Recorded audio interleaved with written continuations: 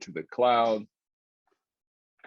All right, so we're live just on a candid conversation between myself and Brian with A2Z.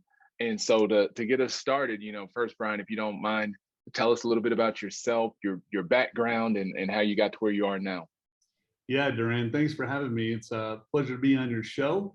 Excited for a nice conversation with you and looking forward to it. So yeah, I'm Brian Allee. I'm the head of sales and client success for A2Z Sync. We're a software development company that helps dealers transition their processes from traditional all the way to one person doing it from start to finish, including finance. We also help dealers in a traditional sense, and we inject our software that covers anywhere from desking to digital finance menu. And we also have a digital retailing piece online. But what we do is we're just here to help dealers level up and take a step into the future and create a better experience for their customers and their sales staff. And then before I came to A2Z, I'm really a retail guy at heart. I was in the retail space with the Shop Automotive Group for the better part of a decade.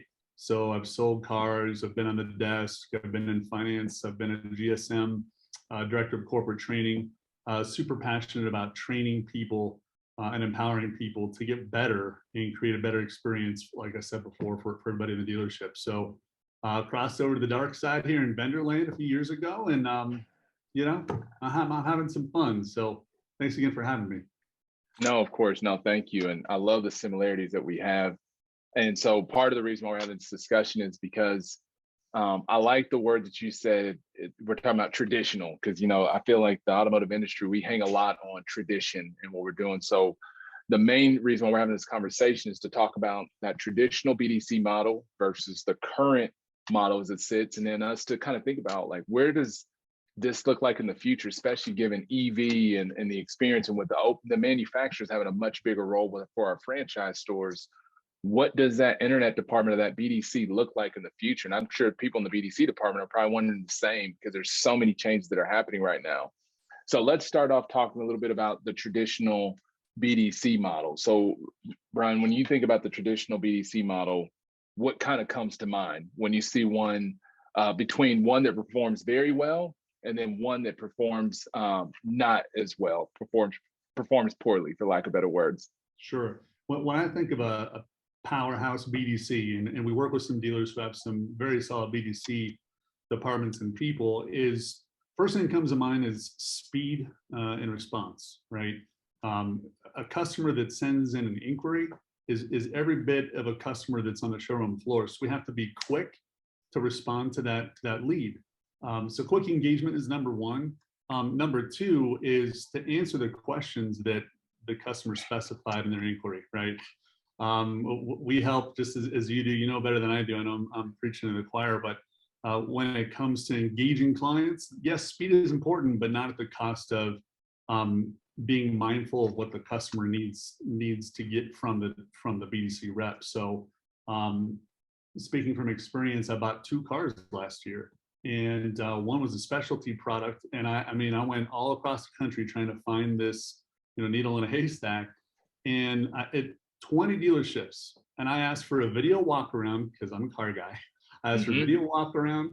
I asked for the price up front, and I said, I'm from out of state, so let me know my shipping costs.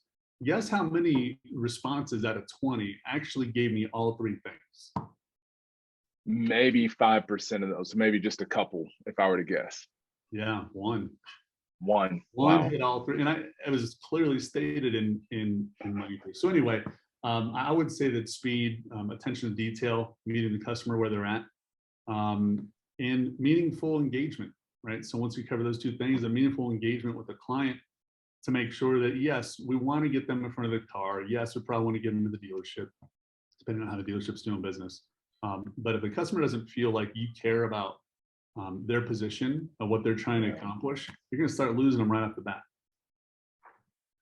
And that's powerful, because one thing, it's kind of like you answered a poorly run one versus a good one, because a poorly one would be just the opposite of all that. So I've got, speed of response, they would probably be pretty slow. They're not moving at the speed that the consumer is probably looking for.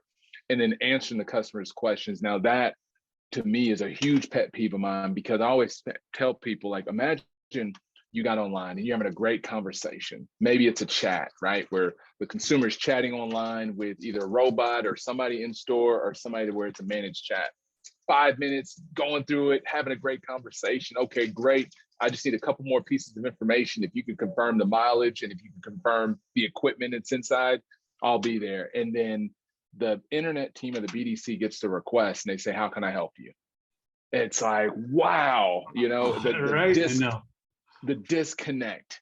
And so that's something that I see commonly if it's a poorly run BDC department, is that we really don't focus on answering the customer's questions, because I even feel consumers are okay waiting a few minutes to get quality response than us focusing on using AI to get engaged with a customer within 30 seconds. Nothing wrong with AI, but if there's something more specific that requires human engagement, where that customer has a specific question, that's when we need to step in and do that. And all this stuff sounds so basic, but it's crazy to see that even in 2022, that we're still having that. And then I saw that full engagement piece, and it sounds like a poorly run BDC would be one that's really just disengaged. Mm-hmm. And so, which leads me to the next question. When you think about, like, you and your team, we talked about this a little bit before we got on here, about looking at a store and saying, hey, if you've got a great rockin' BDC, then we're not going to really need to look at anything. But if it's something where there's some challenges or some opportunities, maybe we can alter those things. But when you look at it from an A to Z style, what are some of those key things that you see that creates a separation between a store that empowers their BDC to do a little bit more versus a store that's running a traditional model where it's really focused on doing one thing, and that's just to set appointments? Mm-hmm. That's a really interesting question. And one that we take really seriously, regardless of the department or the topic within the dealership. One of the first things we do before we move forward with any client is we do an assessment. It can be either a virtual assessment or boots on ground assessment, depending on the environment. And the very first thing that I ask for is, give me an idea what the day in life looks like from both the salesperson and the customer's perspective, right? What's that process look like? And oftentimes what I find is that the dealers that are doing it really well, they actually have a playbook that's not dusty. The playbook is actually being used, right? And they have a lifeguard that sits somewhere in the BDC that makes sure that playbook is being executed at a high level on a daily basis.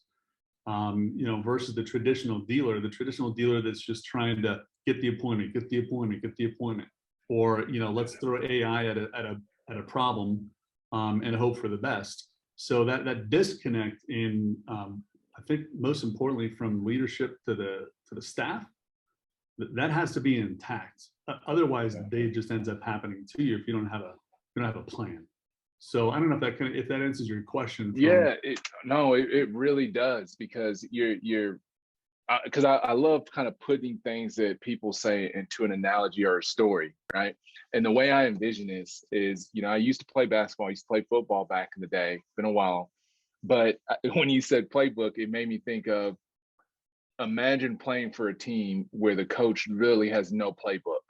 Like, there's no system. It's kind of like, I want you guys to go out there and win, like, just go out there, win, execute, and we got this. Versus having a coach that has a system, like, hey, this is how we work.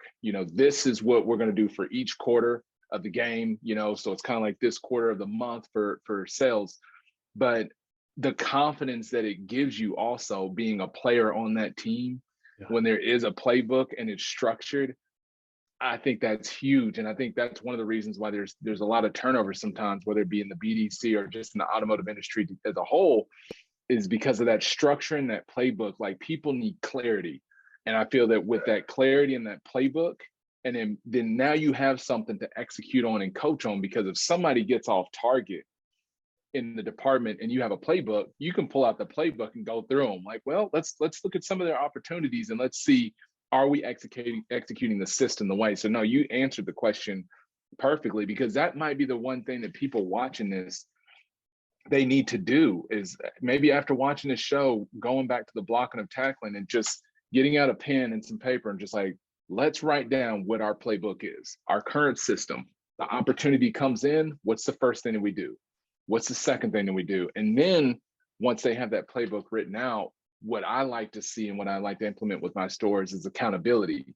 What happens when we don't do that? One, is it coaching? Two, is it extra training? Three, is it a write-up? Four, is it let's move to another number department? Number five, you know, it's time for you to move on to another organization because we feel that's going to be best suited for you. And it seems like when you align those two things together, it creates a great system. So now you answer that great. So we're operating, if I could piggyback on that.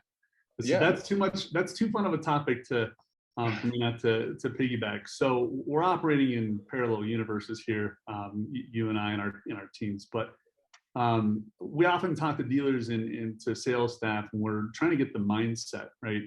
Culture eats process for breakfast, and if you don't get the minds right in the individuals, you can throw a process at problems, but we got to make sure that people are on board. And so we like to open up and say, imagine you were playing a game, any game, whether it be basketball, baseball, football, and there was no score to reference until the end of the game. Mm-hmm. So you didn't know where you stood throughout the entire game. And at the end, you realize that you lost. But so a lot of my point is dealers live in lag measures. And so they're always looking at yesterday's metrics. Let's save a deal. Let's call the trades that we missed over the weekend. Hey, it's the end of the month, and you know what? We didn't do well. What happened? So we're always looking in the rearview mirror. And so what we try, and it sounds like you probably do the same thing, is we talk to salespeople about, okay, your day, you either make it happen or your day happens to you. And if you're not using that playbook that we're talking about, and if you don't have a how and a way that you approach your day every single day, you're not going to know what the score is until the end of the game. And so when we start talking about lead measures and lead metrics, rather than looking at the metrics that happen to us at the end of the month, let's create behaviors and coach those behaviors so that we're driving the metrics that we want, and from a leading metrics perspective. And so I'm an analogy guy too. So we probably spend this whole podcast on analogies, but same page, man. Same page. That's so good. So now you're messing me up because I had another question, but now I've got to piggyback on that because somebody had just called me a couple of days ago, and it was a lady that I've known for a while, and she was doing BDC, then she kind of got out of it, moved up the ranks, and then the group that she's with wants her to kind of like, hey, you got to put this thing back together for us, like sharpen it up. And so she called me, she's like, hey, this has been a while. How are you paying people? Like, what are you seeing as a great practice for compensation for BDC? And I was like, that's a great question. What I would say, I said, because you're not a client, so I can't give you everything. But what I would say is that get away for just paying solely on results and make sure that you're paying for the behaviors that you want.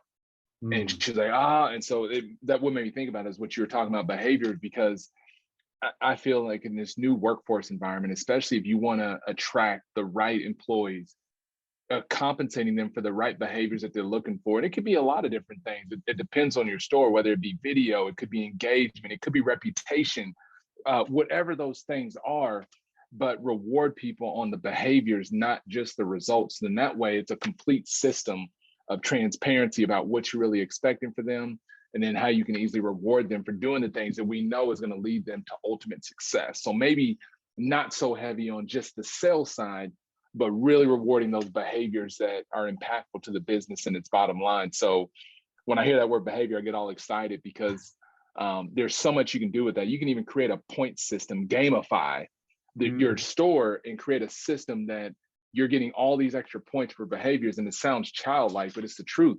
We're all just a bunch of big kids out here in the auto industry anyways. So some people don't need to be rewarded for behavior. They're going to do the behaviors anyways. But I would consider those to be that top 5%. They're probably the type that, dude, I don't need anything for my behavior. I'm good. Just let me do my thing. But the rest of the 80 to 90% of people, they do need that extra, that guidance towards, hey, here's what your behavior is looking like. Here's your activity. Here's your results. And it all goes together. But the next question I did have was in terms of the word empowerment. So me, you, and Susan were talking before this. When you hear the word of empowerment and in thinking about the BDC, this kind of goes back to the first question where it talks about the ones that are doing well and the ones that are not. But what do you see in stores that operate really well? Like, what are they doing in terms to empower their employees to help them be more successful and ultimately create a better experience for their customers? In the BDC specifically? Yes. Yeah. So when we say empowerment, that doesn't mean just letting people run amok with full autonomy, right? It's you mentioned earlier, providing the clarity. There's the 5 C's of clarity is one of the things that we like to teach, but I like being clear on what's expected. And I think that if you hire the right people in your BDC for the right reasons, and you give them, okay, here's what we need to accomplish, and you come up with the how, to me, that's good autonomy. It's like, hey, I'm here, I got your back if you need some guidance, but I'm going to give you the what, you figure out the how, and we're going to go from there. So I think that when you truly give somebody clarity, create the right expectation, and let them fly, and then come back and show you the results, you'll oftentimes be more surprised with the outcome than if you didn't do it that way.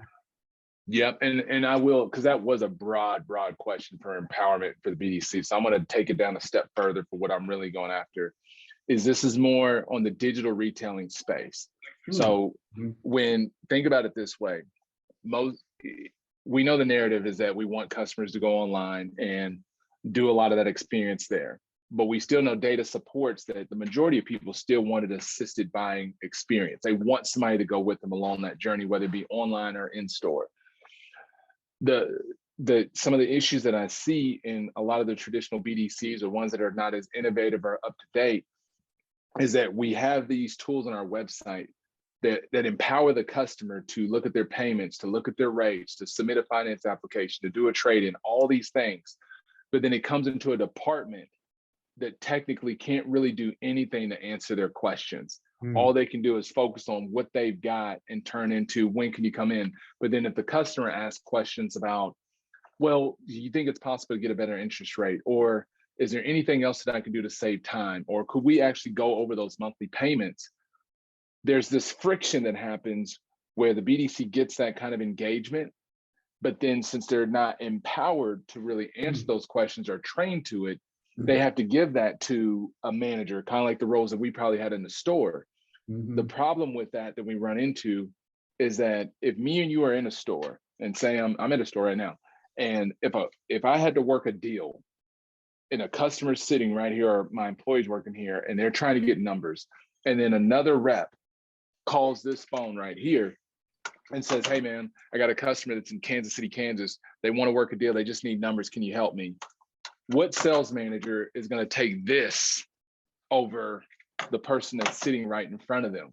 And so what happens is you'll see this lag time. And I know the BDC people that are watching this, like, I know what he's talking about, where there's this lag time where you're asking questions to upper management, but it's an hour, 2 hours, 3 hours before you can get those questions answered that the customer has.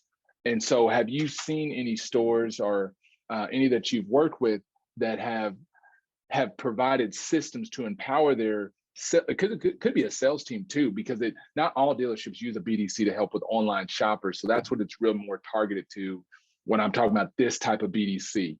But what have you seen done that empowers salespeople or BDC people, that when a digital retailing customer comes in that's ready to buy that car online and go through that process, how have they been empowered or trained to be able to assist that process? Okay, I follow you. We work with dealers that you might refer to it as a hybrid, internet sales team, where they're taking the play further down the field.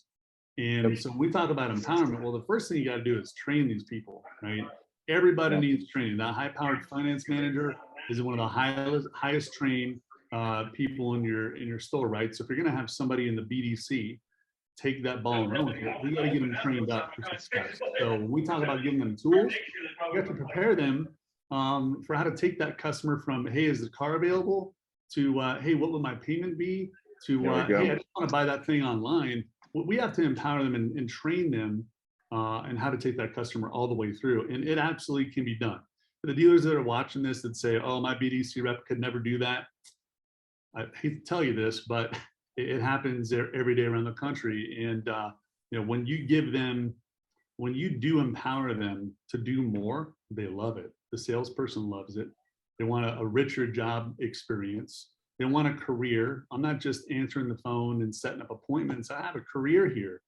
And that intrinsic value of taking the customer further down the funnel to a sale, your retention is going to go up.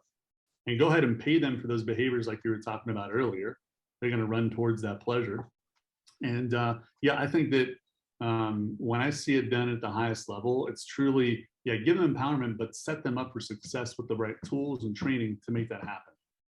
Yes, that's what I was looking for. Thank you so much. Because, and then of course you got my wheels spinning because I'm taking notes, and because I always try to put myself in the BDC shoes. So say me and you started over and sales all over again, and we stepped in that department, and imagine the frustration that you and I might feel, because my guess is you're more of a solutions oriented person. Like if you hear a problem, you're probably not going to gripe about the problem. You're gonna be like, okay, what do we need to do to fix this?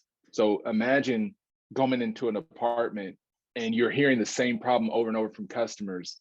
You know the solution that would fix it, which would take training and you being empowered, but then you couldn't do it. Imagine what that is from a job experience standpoint. Like Yeah. I can only imagine. So now I'm starting to think of recent BDC people that I've seen that have left stores.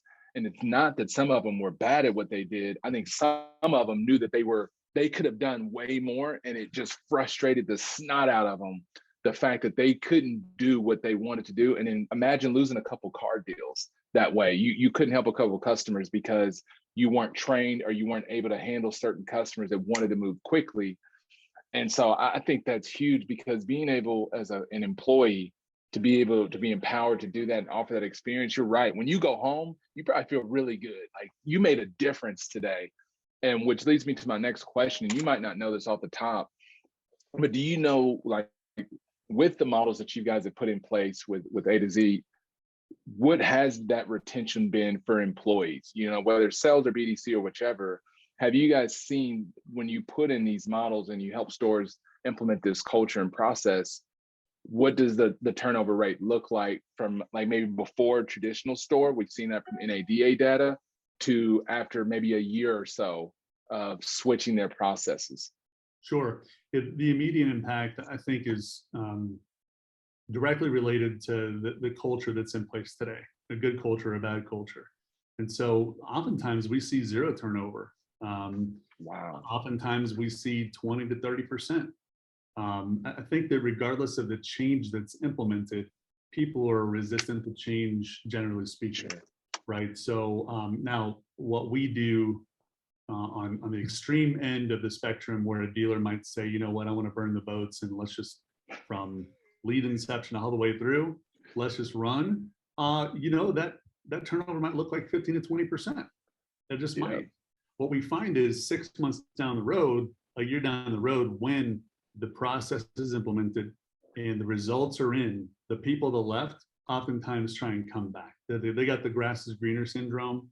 And then, they look back to the fence and they're like, oh, wow, they're making more money, right? They're selling more cars.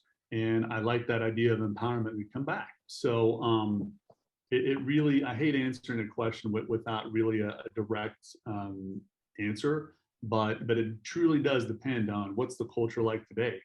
And as the leader behind the whole thing, is their vision being vividly explained to the team and how they're going to be a part of that new process. That's when we see much lower rate of turnover, when that vision is vividly explained.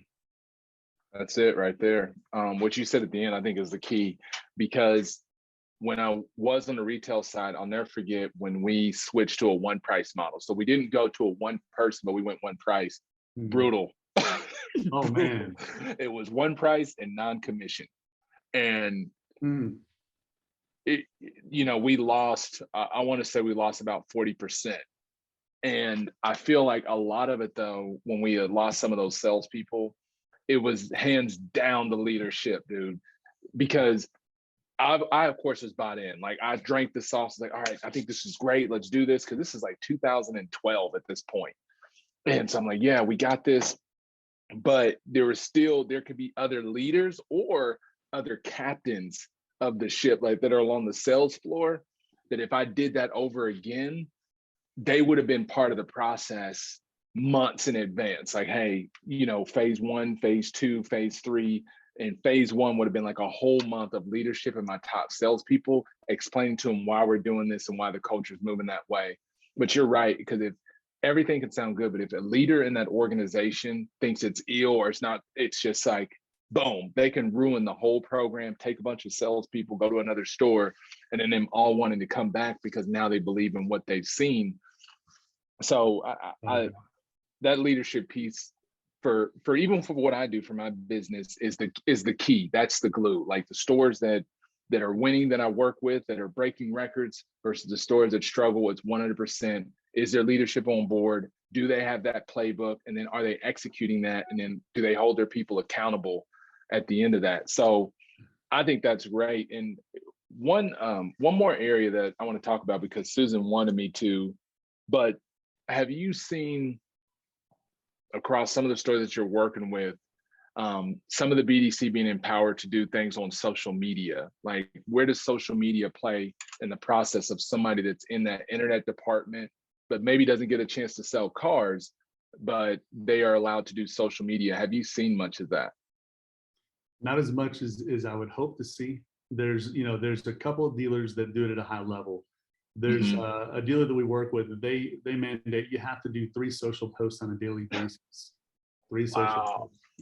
And so, I mean, even back in the day, I'm old dude now, but even back when Facebook first came out, me and my buddy TJ Joyce, who's a GM over at one of the top Subaru dealerships in the country, we were both on the sales floor together. And we we're like, hey, what's this Facebook thing? Let's create a professional Facebook page.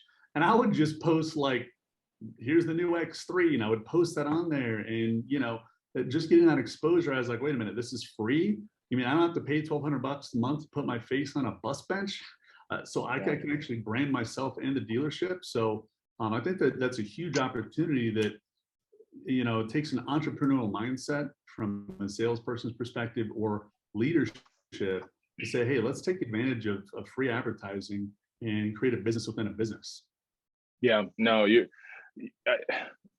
my answer is the exact same. I don't see near as much of it, but I've been a proponent, somebody that's pushing for it, because the way that I look at it is, imagine if me and you own a dealership today and we hired somebody that's in the BDC, if we had one, and they have 5,000 people following them.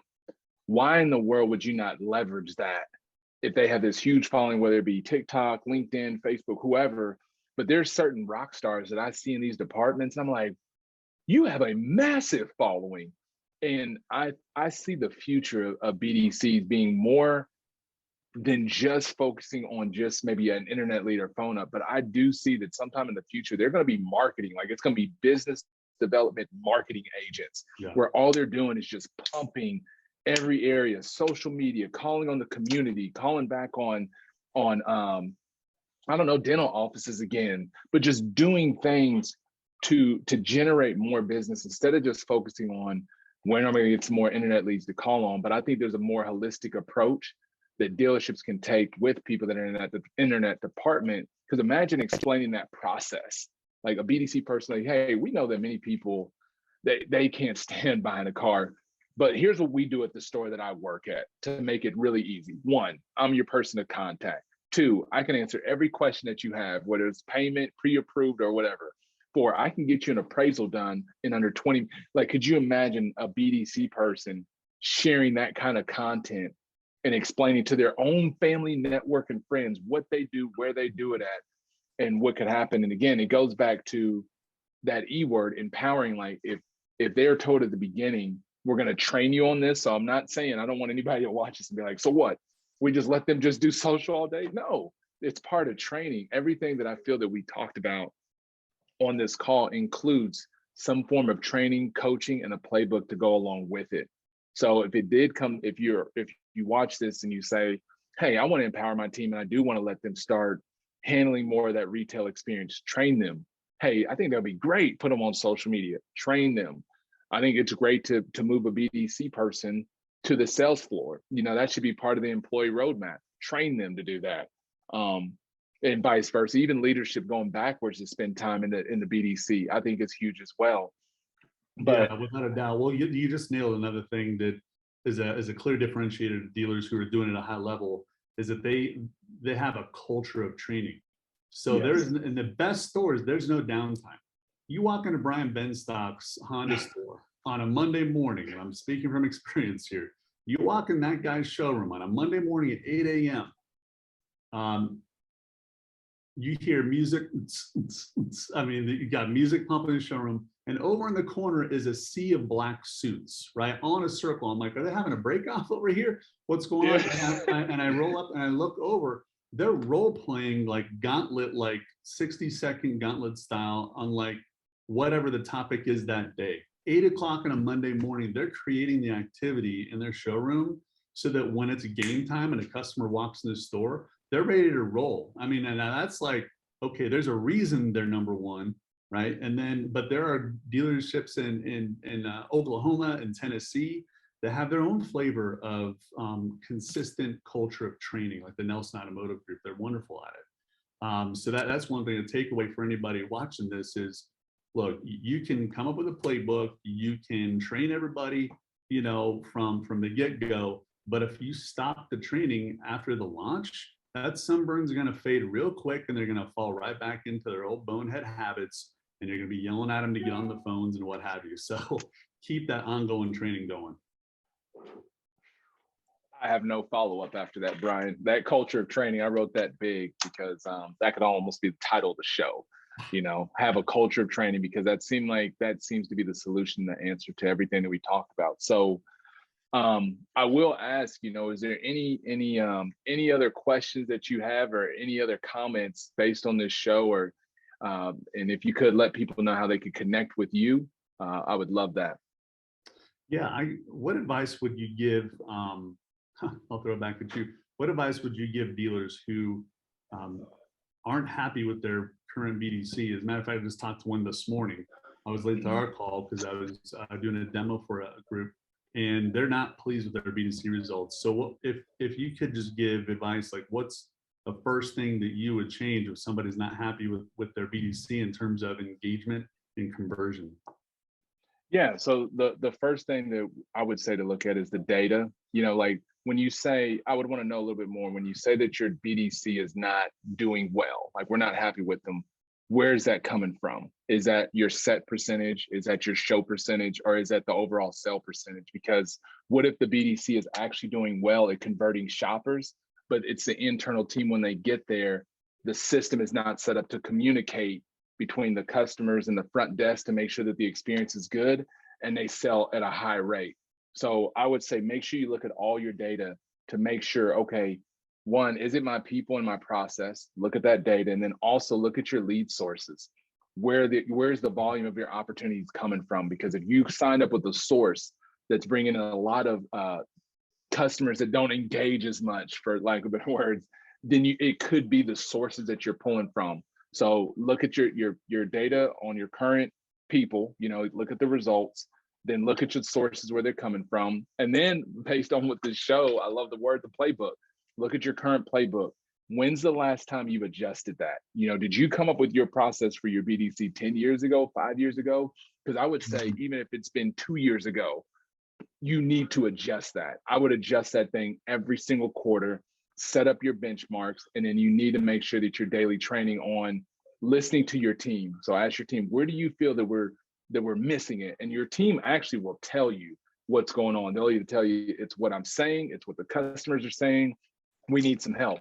And then from there, you can kind of put together a plan in place that you can execute. And then going back to what Brian's saying, it can't be something that gets put in place one time. It's something that the stores that I work with, and I'm sure the stores that you have to have that champion there at the store that like drinks the sauce. They're like, I'm out. I understand this. Once you have that one or two champions at the store, the rest is history from there. And then you'll have consistent results instead of that whole, you know, that up and down that we all can't stand, but it'll just consistently just go.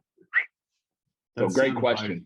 Sound advice, man. So playbook, results, conversions, data, and training. right? I mean, that's really the summary of it all. Cool, appreciate it. Yes. Yeah. Yeah, so how people can get in touch with me, my phone number 720-635-7691. Sometimes you just got to go old school and pick up the phone. You can go also to A2Zsync.com, A2Zsync.com, and you can learn about our software, training, consulting services. It really is just about helping dealers level up. 5% here, 5% there. And next thing you know, you have exponential gains over time, right? So happy to help, or just hop on a phone and have a conversation like this. I love it, man. I appreciate your time. No, thank you, Ryan, as well. And I'm a huge fan of A2Z. Susan knows that, you know that. I've spoken with Chip a few times, mainly via Messenger. And I like anything that innovates and creates the ultimate experience for customers, but most importantly, the employees. So I'm a huge fan in any way that I can help. And I hope my clients watching this, reach out to Brian and his team.